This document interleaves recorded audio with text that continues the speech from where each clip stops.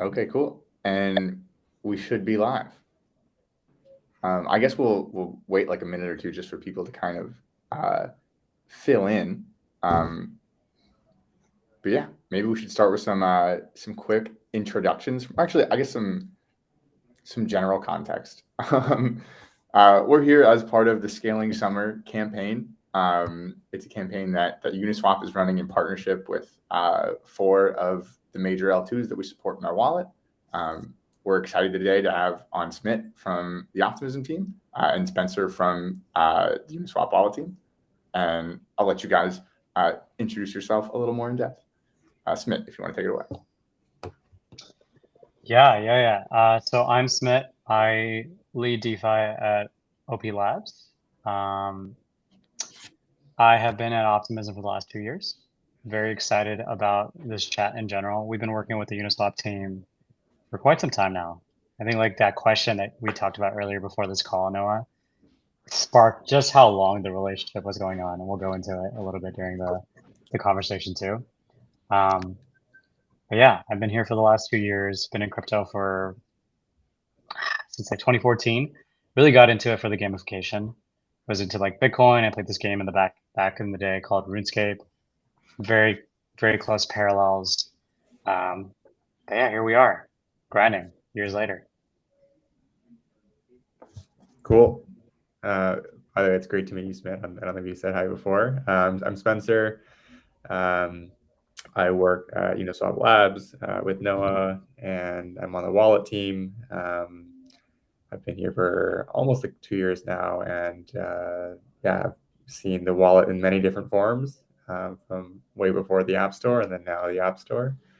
And generally, let's see, spend a lot of time right now thinking about the whole like future of wallets conversations around account abstraction and MPC and all of that good stuff. And yeah, I did a lot of NFT trading back in the day, and now I do a lot of meme coin money losing.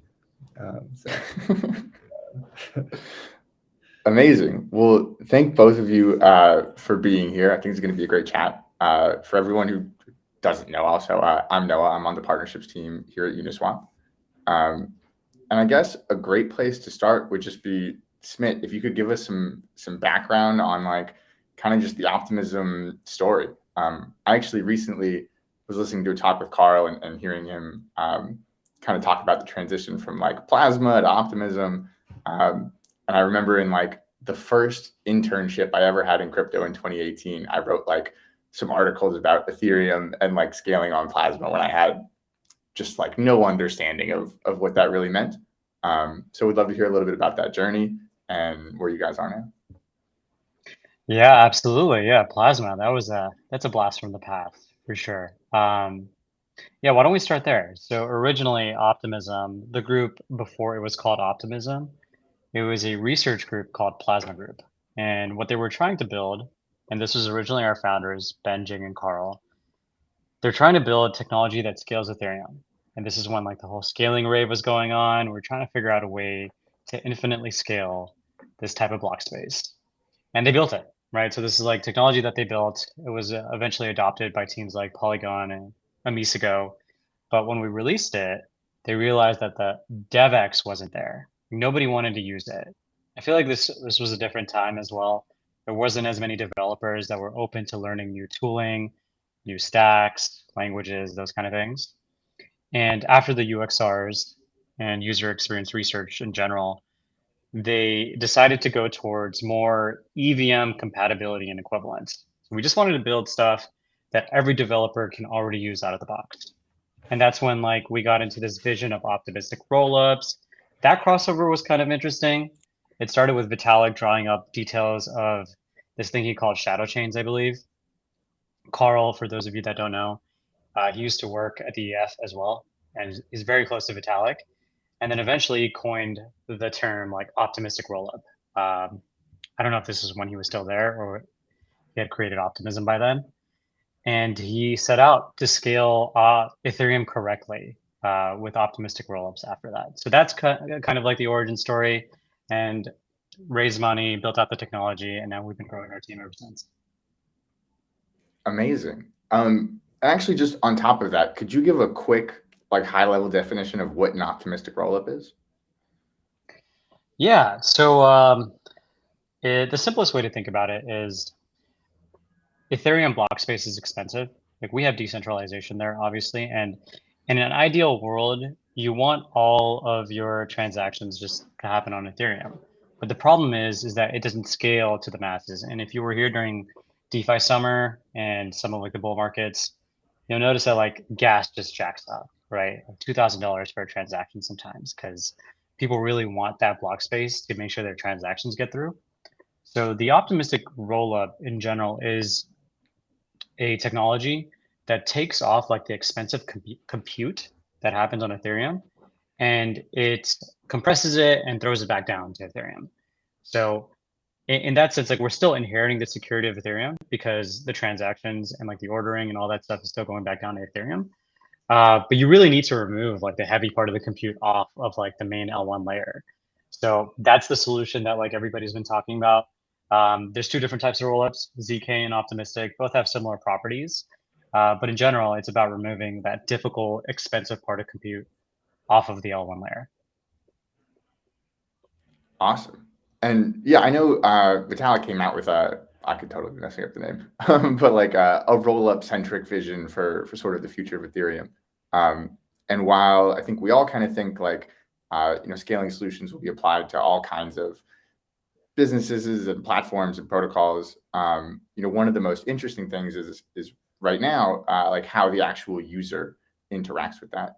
And so Spencer, throwing it to you, and I'll ask you in a second too. Do you remember the first time that you used an L2 and what you were doing on there? Yeah, this is it's crazy because this is probably like a year and a half, maybe maximum 2 years ago, but it feels like 10 years ago. The first one, I wish it was Optimism. I think it was, well, I guess Polygon, if you want to. I won't go into that side of the debate, but let's call it a scaling solution. And what was I doing? Yeah, it was some NFT thing on Polygon. I think crypto unicorns maybe. And then I had a lot of fun when Uniswap deployed on Polygon. Uh, um, there was an NFT thing called non-fungible Olive Gardens, which unfortunately received a DMCA request and no longer exists on the primary interfaces. But myself and a few other internet people with no life launched a little fake token, not a fake, a meme token that was for fun and revolved around Olive Garden. And it was really cool because this kind of thing you couldn't really do, you could not do affordably on L1. And so doing that on an L2 enabled just creative fun. Wait, Spencer, was that you telling us that you were the creator of non-fungible Olive Gardens? No, it certainly was not me. I was a fan. But yeah, that was a really funny time. It was like Christmas 2021, I think, and I had just bought ETH at 3,800. So yeah, that was a different time. Totally. Yeah, I am the proud owner of 2 non-fungible breadsticks from that collection, which are some of my prized possessions. Smit, do you remember what you were first doing on an L2 when you got there? Oh man, it's been such a long time. I would say that like the only reason I'm in crypto, or the main reason I got into crypto was because I'm an on-chain nut. I've just been doing activity on-chain for so many years now. My exposure is definitely not L2 first. I've definitely done like AVAX, Polygon, BNB chain, a lot of those Ethereum L1. I was a very heavy power user of Ethereum L1 at one point. And when I first started at OP, like the ecosystem was really fresh. There's like not much going on at the time. These things are organic. It takes time to build applications, to bring on more and more developers, especially when you don't have like a distribution channel. So like a good example of that is like Base. A lot of people want to develop on Base right away because it's not like a new L2, new company that has nothing on their ecosystem. It's like a Fortune 500 company that has tens of millions of users already there. So that's a very attractive thing to do. But for Optimism, we had to build everything from scratch. So definitely wasn't my first L2 experience. I would say that I do anything ranging from like degen DeFi. My background is traditionally in off-chain derivatives anyways, after college. And yeah, I messed around with all like degen DeFi, lending stuff. I got a little bit into the NFT stuff on ecosystems. Um, but the experience that you get from like transacting on L1 versus transacting on like a Polygon, BNB, Optimism, Arbitrum, vastly different, and the experience is so much better. So that attracted me a lot to trying to build even towards that vision of onboarding a billion users is going to take this technology. It can't scale on L1 itself. Totally. And I like how it might be because you work at an L2, but kind of making the distinction between being like an Ethereum user and an Ethereum L1 user, because on the L2s, we are all still like ultimately using Ethereum for that security. But yeah, I appreciated that little difference in language you had there. Kind of moving on from that to where we are today. Spencer, are you like, how else are you using L2s right now? Are there like new activities you've picked up, new things that you've been able to do, maybe in the wallet or not, like since those early days? Yeah. I do too much on chain. I should really keep my money in treasuries. But yeah, I think the most fun thing, I think base has been pretty crazy and fun over the last couple of weeks, and obviously with friend tech, I've been spending time there. But last Friday, there was a fun project called like not City Bike, which turned every city bike in New York into an NFT. And if you look at my wallet transaction history, it's me minting like 50 bikes in Soho on base. So that was a fun thing. It turned out to be not so fun a little bit after, but that's a different story. Very cool. And Smit, same thing to you. Kind of, what interesting ways are you using L2s right now that either weren't feasible before or just weren't happening on chain? Yeah, I think there's a lot. And maybe Base opened up the world to newer types of UX and newer types of opportunity. It's always been fascinating to see that, like, um, maybe it's like the perspective and like the differences in implementation that make a difference rather than always changing the underlying architecture and client layer technology. So I've tried out Frentech. I love the UX. I think it's an amazing type of UX that opens up people to a different world of crypto. There's a few of those that I'm really excited about. There's one called Infinex that I'm really excited about as well. The synthetics team is, I believe they're incubating this, but it's a similar idea. Where, like, you want to abstract away the chain, you want to abstract away the wallet experience, and you just want people to use a product that's good, right? So I still do a little bit of DeFi. Since I'm a bit more crypto native, I still find myself wallet UX doing stuff. But I am really just like very excited to see where this like world goes with the newer EIPs, account abstraction, those kind of things. It's going to unlock quite a bit of new use cases. And I see like cool things coming out. Like I started using Farcaster the other day. It's something that I couldn't have thought of would be on chain. And yeah, social media is a very cool idea on chain. Privacy is a cool idea on chain. DeFi is obviously a very cool idea on chain. And we're going to see a lot more of these that I hope that like everybody just tries them out, because if you don't try them out, you'll never know if it's a cool UX or a cool experience for you. So I've just been trying everything out. Yeah, I just keep trying. Totally. And yeah, one of the things I love about L2s is that like I can remember a time when I was first dabbling in NFTs, like later in 2020, early in 2021. There was so much like experimentation that needed to happen for people. But as prices got so ridiculously high, paying like 20, 40, $80 to like do a mint and launch some contracts and have an experiment becomes like somewhat unfeasible. Although ultimately that is kind of like an incentive for people to go build out L2s. So everything does happen for a reason. But yeah, I think those are experiences that like really make the user benefits of L2s present for people. Absolutely. Just a quick note. I remember this time where a friend of mine and I we tried to build like an NFT collection, like a 10,000 PFP project on chain. He spent a lot of time on the art.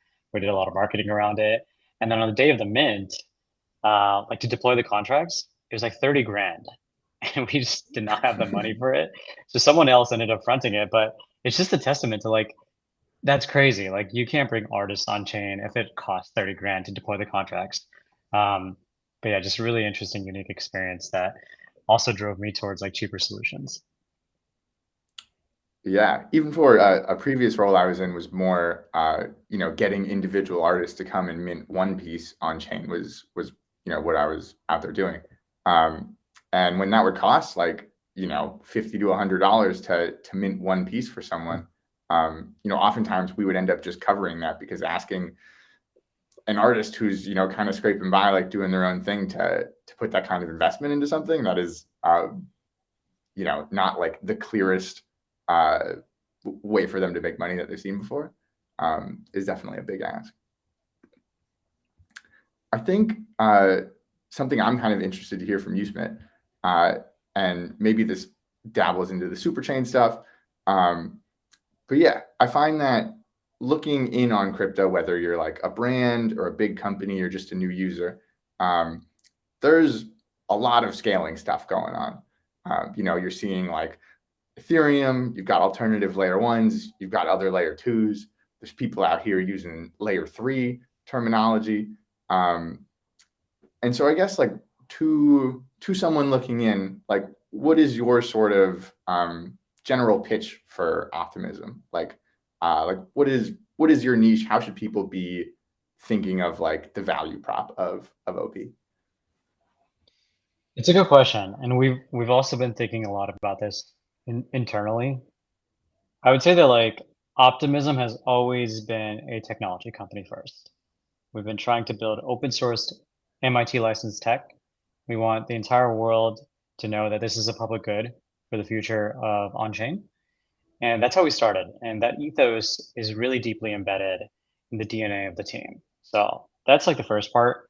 Now, what we wanted to do was we wanted to build technology that um, scaled, but also we could prove that it was a good proof of concept for scaling and ideas and decentralization.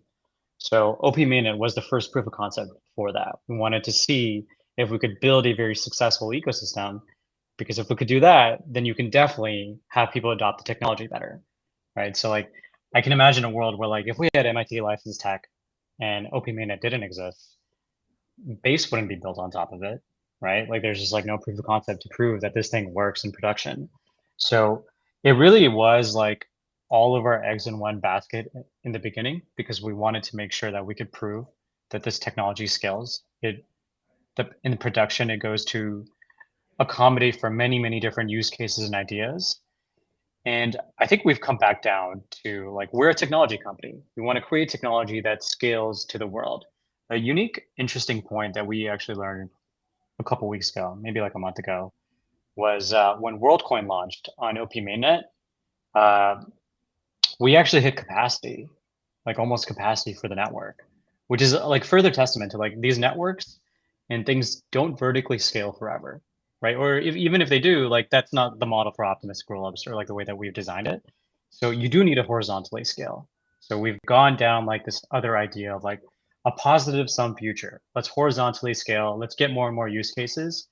And that's why Base is not a threat. They're not cannibalistic. They're very excited to work very closely with us. They're a second core contributor to the OP stack. We're excited about that, right? We want them to bring real use cases on chain.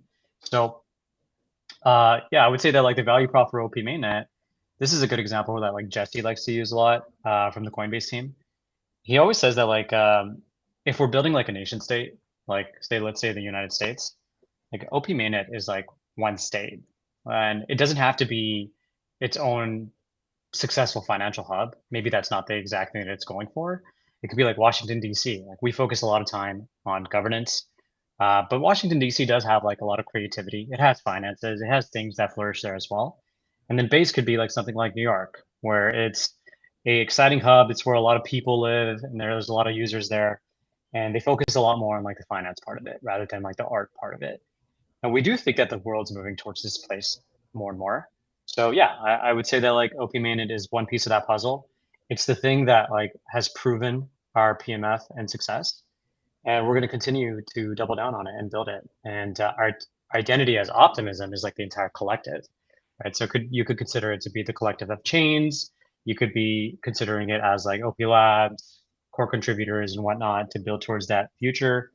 Um, but Optimism is largely like a vision for a better on-chain future rather than just OP mainnet. Love that. And I guess depending on who is listening, could you dive into sort of just like explaining what base being built on top of OP or on the OP stack means? Same with Zora Chain, who's actually our partner in these quests and campaign that we're doing right now. And yeah, just kind of like what that means and how that fits into like the overall thesis of sort of using this stack to build horizontally. Yeah, absolutely. So Zora and Base are very unique cases. Like you may have noticed that there are other OP stack chains that are using the open source MIT licensed technology, which is totally okay. Like that's why we open sourced it, so people can experiment, people can use it. But Base and Zora specifically want to opt into this thing called the superchain. And right, we have like this blog post on law of chains, what that means, like being a part of the superchain. There's like this component of rev share. But largely what we wanted was a positive sum collective and future towards maintaining a stack and a stack for like the many, many decades to come.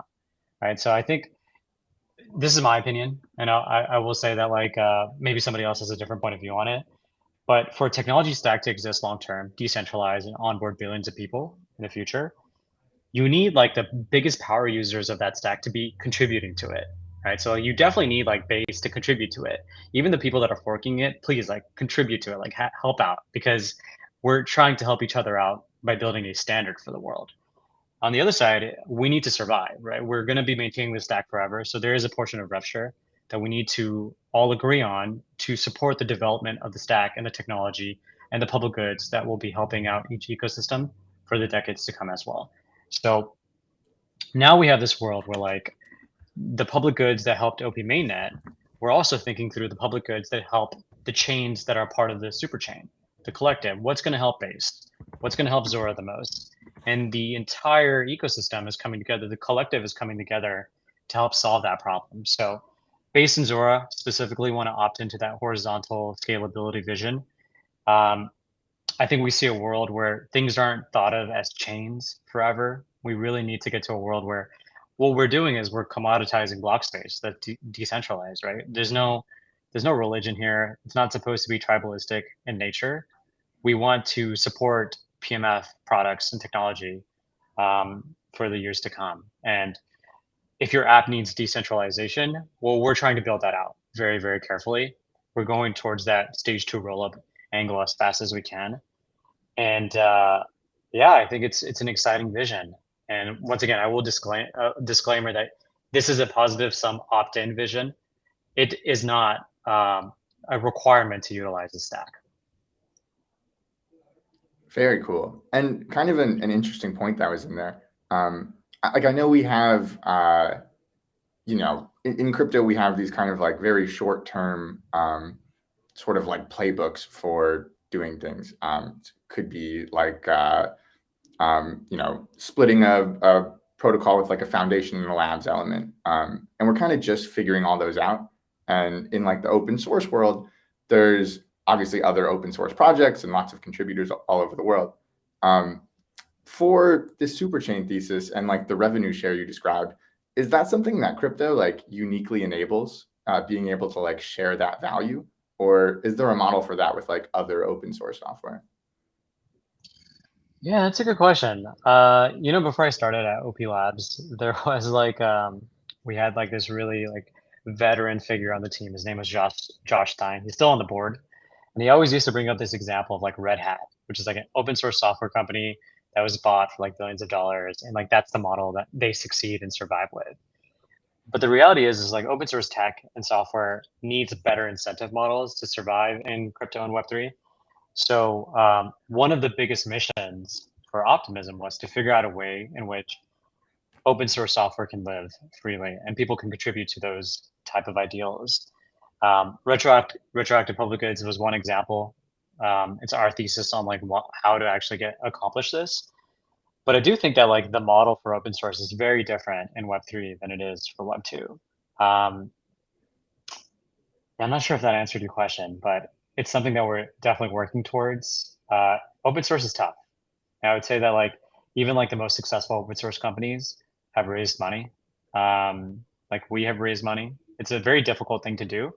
And that's why like this entire thing, decentralizing, getting the foundation set up, having like a core contributor like OP Labs, core contributor like Base, it's a multi-year effort, right? It's not going to happen overnight, but that's how you make open source software survive for the many decades to come.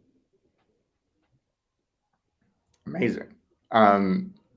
Cool. Well, so to bring it back a little bit more to the consumer element, like the Uniswap wallet is somewhere that we think like showcases the ability to use L2s really well, makes it easy, makes it user friendly. Obviously, you know, the timelines in crypto are crazy in that, like, you know, maybe a couple of years ago we started using L2s, and like Spencer said, you know, it feels like that was 10 years ago. So we are just getting started in the grand scheme of things. But Spencer, like, what are some of the things you would like to see inside of the wallet that L2s and scaling kind of enables? Yeah, I think before answering that, I think one comment on the previous note of like mental models of open source software, being able to make money off of open source software. I think there's actually a lot of examples, either that are good and bad. Like any developer of these new backend technologies, I think like the research lab behind Apache and Hadoop and like Kubernetes, right? These are like technically open source technologies that have a de facto like company that implements it. And you know, it's open source, but like the best operator, at least in the beginning of that tech, can be whatever for-profit company. And then eventually you go to like a longer term that it's kind of an open license. And that's very similar to like the Uniswap model, right? Where you have a BSL license on the code for V3, which allows Uniswap Labs to have the canonical deployment of the technology and code. But once that expires, then it's in the public domain. So it's definitely a tricky economic incentive thing, right? Like email is, you know, an open standard. And I think there's a very good case to be made for the whole public goods argument, that these things should be public goods and not companies. And maybe some incentives are better aligned when they're public goods than companies, but that's a different can of worms. UX stuff or like fun things in the wallet to add to L2. Let's see. I mean, personally, this is just my personal opinion. I think being able to use bridges, whether it's the canonical like default bridge, or something else, yeah, I think like there are many times I want to move assets across chains, especially with the base stuff happening. And then I guess I'll give one example. Like WorldCoin launched, and I like WorldCoin. And I wanted to buy some of the token. So I bought it, and then I realized I bought it on L1, and then I realized, wait, it's the same thing as on Optimism. So I was like, okay, let me sell it on L1 and then bridge over ETH to Optimism, rebuy the token on Optimism, and then from there I could LP on Optimism at much better unit economics as far as gas costs go compared to on mainnet. And so to do that, I couldn't really use the Uniswap wallet as is. You know, I had to do some web tools in wallet connected. So that's probably the number one thing I see. Number two, I think, is like more creator economy type things, like what Friend Tech has opened up. I don't think everything should live on chain, but some things can live on chain. For example, like micropayments are a uniquely enabled thing on chain. So I think there's some cool stuff there. But it's still like insanely hard to tell a creator like, okay, first download this wallet and then buy ETH and then bridge the ETH. And then now you're on this thing called Optimism. You know, it's not the simplest thing. Totally. And yeah, even from, you know, I always obviously use myself as a gauge for how complicated crypto things are. And like when I have trouble doing something. Like I accidentally sent some like ETH for Friendtech to like their mainnet address instead of the base address where it was supposed to go, or something like that. And it was like $20 or $30 worth of ETH, but now it is theirs on mainnet and not in my account. And yeah, doing that, I kind of, was bummed for a second. And then I was like, man, it would be really difficult to explain to someone who was brand new to crypto, exactly what was going on there. Smit, to pass that over to you, you're more inside of the L2 world than Spence and I are. What are some things that you guys would like to see inside of a wallet, or inside of like, Uniswap UX generally, that you think could push the ecosystem forward? Yeah, it's a good question. Maybe I'll start by saying that like UX may seem like it's not perfect yet, but I want to remind people that it was a lot worse at one point as well. Like it wasn't amazing before either. And we have made really large strides in some areas. So I definitely want to call that out, give credit where credit's due. I think the problems that plague good UX are a difficult problem to solve in general. Like it's a balance between like self-custody versus maybe giving up some of that power and not having it fully custodial or self-custodied in general. But I honestly think that like this UX problem will be solved very soon. My thesis is that like with account abstraction, all these kind of things, so many people are working on the problem. And when that many people are working on that problem, it's bound to have huge breakthroughs. And Friendtech was an example of like a moving of UX in a different direction. And it's just the beginning of something much larger. Um, I'd say like one interesting thing that I'm excited about is like, let's abstract away chains. Like we really don't need to be thinking about like these ecosystems and their branding as like chains. They're decentralized compute layers, right? So like nobody knows they're using AWS or GCP or Azure in the background when they go to a website. And that's for good reason, because it doesn't make sense for that to be a barrier of entry for a user to utilize an app, a protocol, a thing on the website or the internet. So long term, I see a world where like even if we had, let's say, hundreds and hundreds of rollups, we can't have like a drop down of 100 different networks. Like that's not going to work. And we do need to abstract these things away. So I'd love to see that. We're definitely going in that direction a lot more. And that's like why the super chain vision was super exciting for us. These things are going to get abstracted away more and more. These layers are going to share user bases as they should. They shouldn't be isolated. And it shouldn't be against business models to do that, right? We don't want to like the incentives are not aligned if Optimism has to maintain its revenue at one singular hub like OP mainnet.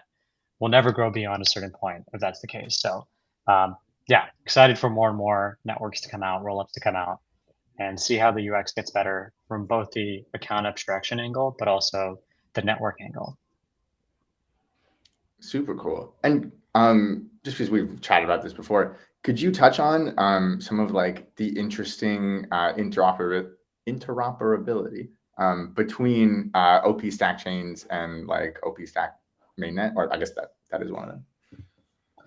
Yeah, absolutely. So I think it, without going into too much details, because there's a lot of technical jargon here as well, we see a world where if we're going to horizontally scale and connect all these things, they need to have like message passing between chains. They need to have interoperability done correctly, right? We can't have like bad incentives and bad actors do the interoperability either. So we need to make sure that everybody's on the same page to make sure that nobody's extracting too much value out of it either. So in a world that's ideal, you can do things on Base from OP mainnet. You can access liquidity on OP mainnet from Base, and different networks provide different benefits, right? So you could see that Zora is like a place for artists and creators, but there's also crossovers for artists and creators elsewhere. And you don't want the interoperability to be a barrier for that. So long story short, I think we're getting to a place where everyone understands that these things, to abstract away completely, the wallet UX needs to be better. There needs to be like a unknown, like a just like an interoperability layer that everybody is comfortable using. It needs to be decentralized and secure. Like we want it to be very secure so that people don't have to worry about assets going from one chain to the other and not having to worry about whether or not it's going to be seized, those kind of things. So yeah, it's an active R&D process, and we're building actively towards it. I have a quick question on that. So I like the general super chain thesis, and I like the notion of abstracting away all the chains. And the interoperability is, one of the key benefits of crypto. And one of the problems that gave rise to L2s in the first place was, it's just congestion on mainnet. In a world where you have a super chain and you are reliant on message passing, can there be such thing as congestion of the message bridges? Yeah, that's a good question. My gut take answer is that it's probably possible, but that's also something that we should think through, like the details of when we're designing it. The reality is that this is a difficult problem to solve, right? Atomic like transactions across different chains and networks. And my gut reaction is that it's not going to be atomic right away. It's going to be like higher latency. It's not going to be perfect, and we're going to learn a lot from like use cases. We're going to see how Uniswap interacts across multiple chains, and we want to do it from product experience driven ways rather than like us thinking of a design that makes sense, applying it, and it doesn't work for all the use cases. So we're definitely like doing a lot of research and UXR for this. And I would say that that question that you asked is probably something that would come out during UXR as well, when we have more and more things utilizing interoperability and more networks trying to spread the load horizontally. It's a great question, and I think we're going to learn together. Cool. And Spence, I was actually going to talk to you some of the stuff that Smit was saying. As far as like abstracting away the chains goes for user experience, is that something that you guys think about, when tossing around ideas for the wallet? Yeah, I think what Smith said earlier, that users don't know if the app they're using is using GCP or AWS or whatever cloud. I think that's the right mental model. Where I think it gets a little bit confusing with crypto is that we're dealing with like real monetary assets or fake or real monetary assets, magic internet money. And so I think suddenly the stakes become a little bit higher, and that's that's why we have blockchains in the first place, right? And so I think it's difficult because every network will have different types of security guarantees. And so in the ideal world, I could just use my ETH on mainnet and then like pay a creator on base. And you could design a system that works like that today, but you'd end up, losing some ETH along the way, when in the ideal world, you don't lose that along the way. So I think, to me, it seems like we're a little bit away from that vision, and that network dropdowns, unfortunately, are going to be around for at least 6 months or a year, probably. It'd be great to see how that can be redesigned or rethought of. For example, I guess in the Uniswap wallet, the one key differentiator compared to the Uniswap interface is that when you go load your swap interface, you see your assets on all chains. Whereas on Uniswap interface, which is kind of the legacy model, which is also the most forked front end in all of crypto, you have like an active chain model, right? And I think active chain is certainly not compatible with this idea of a super chain future. And so when you're in the Uniswap wallet, and a number of other wallets also do this, and you see your assets, I can see my world coin on Optimism, and I can see my other token on Base. And then once I select it, then I'm now swapping on that network. I think OpenSea does a decent job of this too now. I think I can see my base NFTs along with my main NFTs. So I think those are the good examples of, in the short term, what abstracting away the chains look like. Yeah, and just real quick, just to comment on that, because you brought up a really good point. This was also a massive consideration for us because we understand that different networks have different security models and they're not one-to-one. And that's why we had to like create a full stop as to like, where do we want the superchain line to start and end? And what we're doing is we're going to start and just say that the standard config, what OP mainnet has in production and has had in production for the last several years, that's the only thing that we consider to be a part of the superchain today. Because as soon as you add more and more of these like different security models, different data availability layers, different configs, block times, those kind of things, it becomes difficult. And two things: the shared sequencing world when you have a decentralized sequencer, and it's also like very hard to trust that this is going to be secure because there's just so many different modifications and standards now.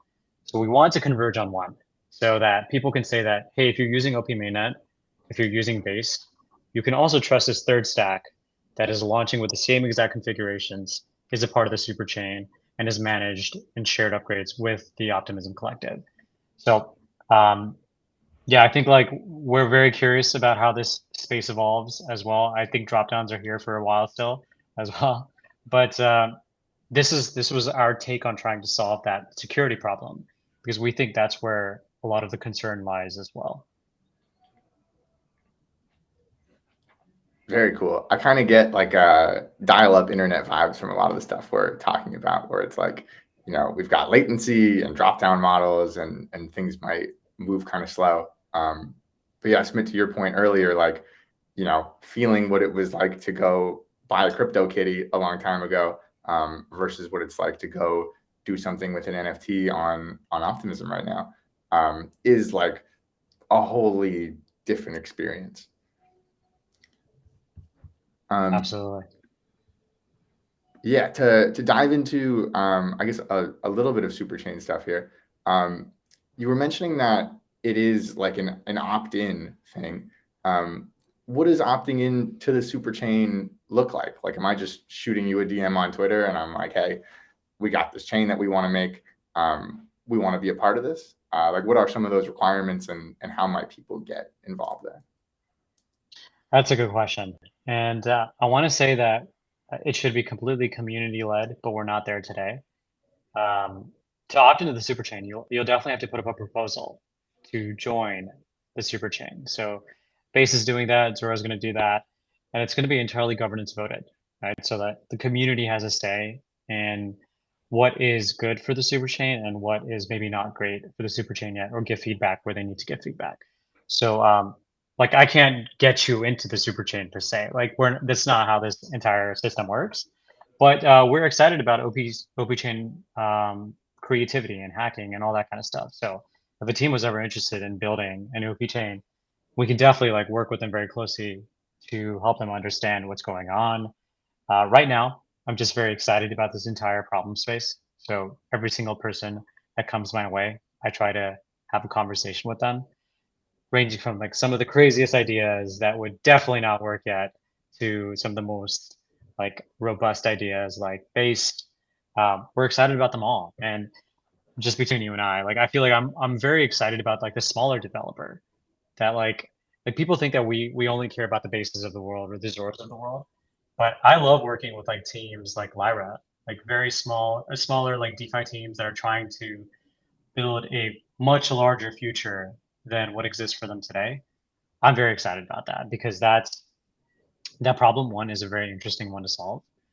But it's also like the future that I see more and more these days. App chains are a different model entirely than like ecosystems, and hacks are a very different model too. Like people are settling on different DA layers. They're settling on the OP stack, but they're also using another stack. It's cool experimentation. I feel like the brightest ideas come out of experimentation. Um, we had a hackathon, I think a couple weeks ago, called Super Hack. I'm very excited about that because a lot of teams came together. The base team, the WorldCoin team, Throw team, everybody came together to host a hackathon to build next generation ideas for Web3. And I feel like those things are only possible when everyone wants to come together and try to move the space forward. And a lot of hacks probably came out of that too. And we're excited about those. So yeah, if anybody's interested, definitely get in touch. We have a super chain inbound form. Um, Happy to have any conversation these days. Yeah. Gotcha. And I guess just something that popped up from that. If you are one of those smaller developers, obviously it's easier for like a Zora or a Base to come to the community and be like, hey guys, we have, this big brand, tons of users. Here's here are the reasons you should let us be a part of this. Is there kind of a way to sort of ensure for the little guys that they have a similarly fair shot at that? Yeah, I feel like a lot of people think that we are actively trying to like close chains or we want everybody to build a chain. It's actually not the truth. When we talk to a team, it's a very honest conversation. There are trade-offs. There are things that you gain off of building your own chain or rollup. There are things that you lose as well. So we really want to walk the team through that before they make the leap. So like a good example of that is you lose composability right now, right? If you launch your own chain, you're not going to get to access Uniswap's liquidity on OP mainnet. You don't get all the tooling. You don't get all the oracles, RPCs. You're building an ecosystem from scratch, which is exciting, has amazing branding. You can customize it to the degree that you want to customize it, but it is a lot of work. And then on top of that, there is a price that comes for decentralization, right? So when you're launching your own chain and you're batching data back to ETH1, it's expensive, right? And we're getting to places where it's going to be a lot cheaper. 4844 will reduce the cost quite a bit. But today I would say that like a lot of app chains apps shouldn't make the jump to their own app chain just yet. They may want to wait for a very key upgrade. They may need a specific tool or infra layer to be on their chain on day one. And yeah, the little guys, I feel like some of them are very well thought out. They have amazing product specs, and they definitely should launch a chain. But the other ones are looking for information on, is this the right direction and path for them? And I enjoy that conversation a lot because um, we want what's best for the app at the end of the day. It's also on us. Like if we decide to tell you to go down the chain route and it doesn't succeed, that looks bad on us. Like we're telling you to do the wrong thing. So we want to make sure these teams are successful and prepared on day one. So yeah, I would say that like there are a lot of things that we do to help out the little guys and the developers. And maybe like the right path for them is build out an idea, try to prove PMF, see if it's the right direction to go. Use all the tooling and all the stuff that comes for free out of an ecosystem like OP Minute or Base. And once you decide that this is exactly what you want to go down, maybe it's time to take the next step to go to like your own rollup or your own chain, different customizability. So yeah, we've been excited about that kind of conversation. Cool. Yeah, I love how that all kind of like builds on itself like that. I guess we're getting close to wrapping up here. But last couple questions. Would love to hear from both of you, and starting with Spencer. What is kind of like the thing or a couple of the things you're like most excited for from Uniswap in this case, coming up on the horizon? Yeah, I'm most excited about Uniswap X, which for those who don't know is a, how do you describe it? I guess off-chain RFQ-based swapping system. So you can get gasless swaps and get better prices. And there's been a lot of conversations, and a lot of it's online. But to put it in one sentence, the future of liquidity and pricing and solving for cross-chain liquidity fragmentation is Uniswap X. So I think that will be exciting, and it will require work from many different players in addition to just Uniswap. But I think that's interesting. Totally. And yeah, Smit, in the optimism world, what is peeking over the horizon now that people can get excited about? Yeah, definitely more chains. We're excited to launch newer types of ecosystems and bring a different set of use cases and developers into crypto for sure. I would also say that I'm very excited about the newer ideas that are coming out. Like Frentech was one. We're excited about social. We're excited about DeFi gaming. There's so many different like verticals and domains that are all building at the same time. So you can really pick whatever you're interested in, right? So if you don't like DeFi, well, there's so many more other things that you can be working on or looking at and trying out. So yeah, definitely excited to see what how all of these verticals evolve. I personally, I'm a huge DeFi nut, so I want to bring the entire global economy on chain. So definitely working towards that. So it's going to be a life mission. And yeah, Optimism specifically, OP Mainnet and whatnot, we're working on our own initiatives, right? So I would say that I personally, for OP Mainnet, am very excited about the innovative ideas. We like to just try to bootstrap some crazy shit, right? So like the ideas that nobody thinks will work, but they have huge visions and dreams. And there's this like phrase that our or wording that our head of Deborah always uses. She always wants to bootstrap like the most dangerous ideas because a lot of cool things come out of that. And I would say I resonate with that entirely. So let's go towards danger. Love that description. I might have to tweet something like that later. Yeah. I liked what you said in there. I was just talking to someone today about like how many different parts of crypto there are because it applies to all these different industries or niches or things in the real world, like the crossovers between crypto and gaming or crypto and finance, et cetera, forever. And that there was a time a few years ago where like you could kind of have a generalist handle on everything that is going on. But yeah, there is constantly just so much cool stuff being built that it can be tough to really keep track of everything these days. I agree. I feel like crypto at one point was just DeFi, and people only thought of it as like a way to participate in like degen activity. And it's taken such a turn in the last like couple of years, in my opinion. Like I wouldn't have ever imagined interacting with social media on chain. Like it's a very cool place that we're getting to, and you really need that if you want to accommodate for many different types of users. Not all of them are going to be interested in DeFi, or not all of them will be interested in NFTs. So yeah, innovation's crazy right now. Yeah, just on the side of sort of like the innovation in UX we've had as well. I could imagine trying to do a Web3 social in like 2019, and like with the being on L1 then and dealing with whatever wallets we would have, that would have felt so impossible. And now you can look at something like a Lens or a Farcaster and kind of be like, oh, I can kind of see how this could scale to something much bigger than it is. Exactly.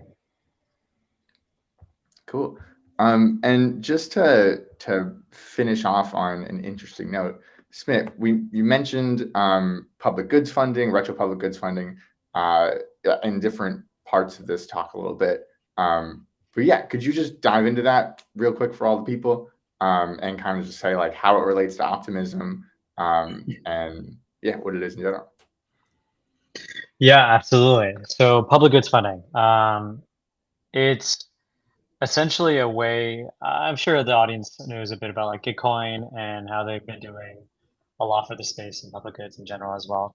But for us, we needed to figure out a way to sustainably fund public goods for Web3 and the world. This is like a incentives problem, in my opinion. Like there is not a great solution towards that incentives problem. We talked about it a little bit earlier, but like open source software is very difficult to sustain and make forever.